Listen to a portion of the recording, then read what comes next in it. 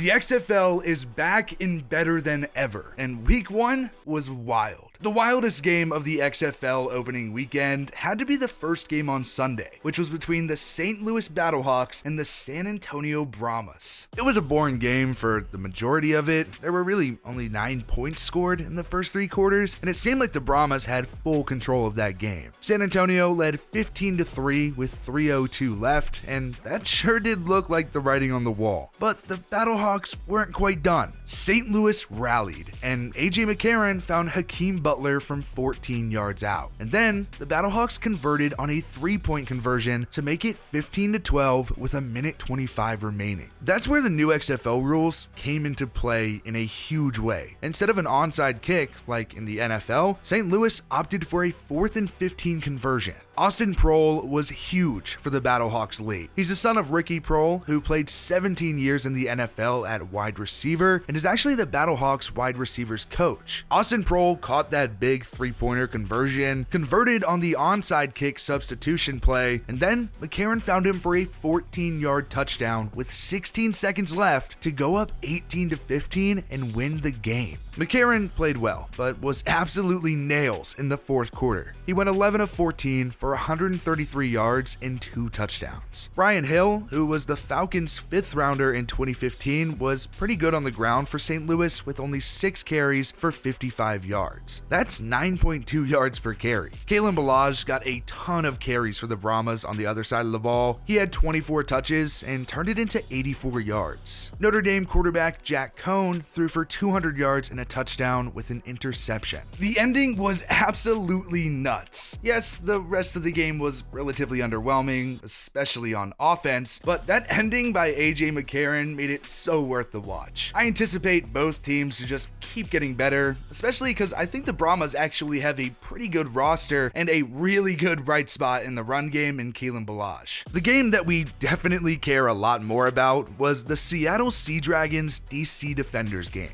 We're self-proclaimed Defenders superfans, and we were pumped on Sunday night. Like, I'm not even joking. We were jumping up off the couch screaming at the TV. It felt like we were watching the Super Bowl. It goes without saying that the Defenders have by far the best home field advantage in the league already. In 2020, the thing in DC was that iconic beer snake. It was absolutely awesome, and everybody loved it. But on Sunday, the fans' beer snake was confiscated, and the fans revolted by throwing lemons onto the field. There were drinks that the Defenders sold at the game with an actual lemon in it, and fans used it to their advantage. The officials actually stopped the game at one point because the lemons were being thrown on the field. Not long after, Ben DiNucci proceeded to throw a pick 6, and Audi Field erupted. Drinks were flying everywhere, and those fans were just so into it. I don't know how you can't love that atmosphere. Former Bears cornerback Michael Joseph had the pick 6 and had another interception that set up a Defenders touchdown to put DC ahead after a touchdown from Miami quarterback De'Aaron King. On the final Seattle drive of the game, the Sea Dragons drove down the field and were in the red zone on the cusp of taking the lead. But DiNucci did what DiNucci does best. Fucked up. He fumbled the ball on the DC 4-yard line with 19 seconds left to secure a 22-18 Defenders win. The quarterback play from the Defenders was bad, and DC did only have 93 passing yards. Ben DiNucci, on the other hand, had 282 passing yards, but he threw 54 passes, which is kind of wild. He finished with a touchdown to 2 interceptions. The best player overall on the field was, unsurprisingly, Josh Gordon, who had 6 catches for 74 yards and a pretty sweet shovel pass touchdown. I gotta say, I was damn near shitting myself on that first drive by the Seattle Sea Dragons. Ben DiNucci was absolutely bitching the Defenders defense, and I was kind of scared that Seattle was going to run away with it. Luckily, the Defenders defense stepped up when it was needed and ended the night with 3 total turnovers. The run game for DC was solid. They hit about 84 rushing yards on the night, and that was definitely the most successful aspect of their offense. The pass game for the Defenders left so much to be desired. It was honestly hard to watch at points. I, for one, personally love the fact that both Jordan Ta'amu and De'Aaron King can both be used as viable dual threat options. However, the passing game needs to improve in DC if they want to be one of the top teams in this league. Luckily for them, Jordan Ta'amu does have a pretty good arm and did just come off of being the USFL's passing yards leader. So I anticipate the passing game to only get better as the year continues. I'm super hyped to see how the defenders continue to improve, and I'm even more hyped to get out and go see a game for myself. Easily the most lopsided game of the opening weekend was between the Orlando Guardians and the Houston Roughnecks. The Roughnecks beat the Guardians pretty good, 33-12 actually. It looked like Houston really was just so much better on both sides of the ball. Paxton Lynch started for the Guardians, and he did end up getting benched after completing 15 of 21 passes for 136 yards and a touchdown with an interception. I think the issue was much more the weapons around him, and specifically the offensive line,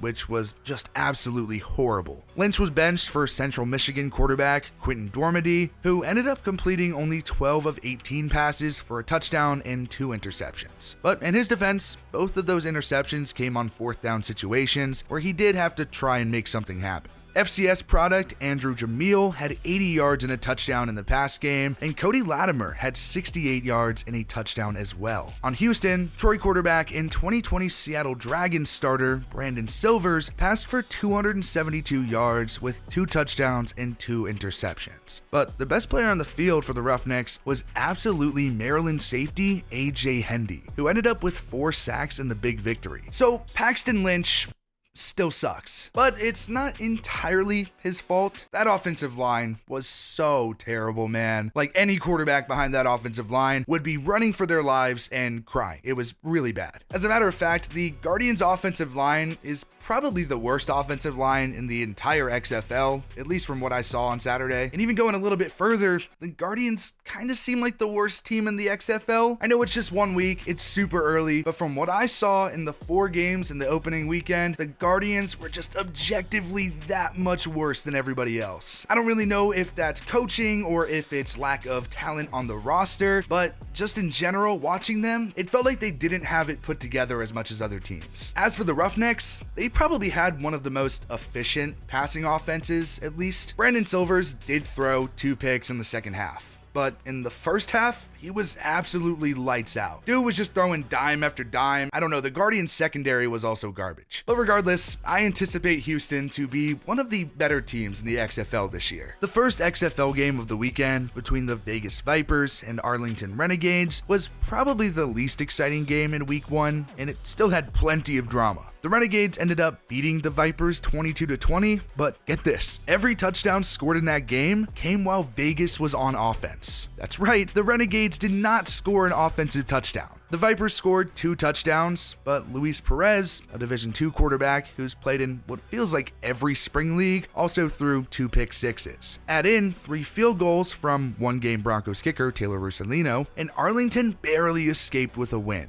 For the Renegades, former Ball State quarterback Drew Plitt had 172 yards and an interception, while Luis Perez had quite the day passing for Vegas. He did have those 2 very costly interceptions, but also did have 250 yards and 3 touchdowns. The Vipers didn't really have a rushing game at all and only had 25 yards on the ground. Division II product C.K. Sweeting had a good day with 64 yards and a score, but the clear difference maker in the Vipers pass game was Jeff Badette, who had a few short NFL stints since coming out of Kentucky in 2018. Badette had 81 yards and 2 touchdowns on 6 catches in Saturday's game. The opening weekend of the 2023 XFL season was extremely promising for fans longing to fill that football-shaped void in their heart. And I, for one, am super excited to see how the rest of the season unfolds.